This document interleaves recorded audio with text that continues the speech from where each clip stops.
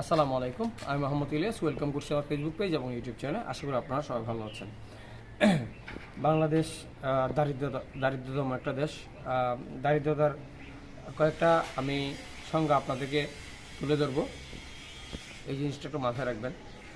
প্রথমত হচ্ছে যে আপনার শিক্ষা, দ্বিতীয়ত হচ্ছে আপনার স্বাস্থ্য, তৃতীয়ত হচ্ছে আপনার বেকারত্ব, চতুর্থ হচ্ছে যে আপনার জনসংখ্যার পলিউশন প্রবলেম।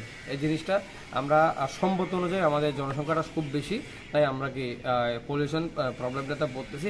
বেকারত্ব, শিক্ষার অভাবে কি মানুষ শিক্ষার অভাবে অনেক মানুষ আপনার ভালো ভালো চাকরি বাকরি করতে পারে না। এটা হচ্ছে যে কি আমাদের আরেকটা প্রবলেম। স্বাস্থ্য খাতে আমাদের সম্পদের চেয়ে জনসংখ্যা বেশি, তাই আমরা চিকিৎসা ক্ষেত্রেও কি ভালোভাবে কি প্রপারভাবে কি আমরা জিনিসটা ইউজ করতে পারতেছি না। এই এই এই 4-5টা টপিকসগুলো মিলে হচ্ছে যে কি আপনার দারিদ্রতার মূল স্তম্ভ হচ্ছে এগুলা। বাট আমরা যখন এগুলো থেকে আস্তে আস্তে বেরিয়ে আসতে পারবো, দেখবো ইনশাল্লাহ বাংলাদেশ কোনো একটা সময় দারিদ্রতা মুক্ত বাংলাদেশ হবে। ধন্যবাদ।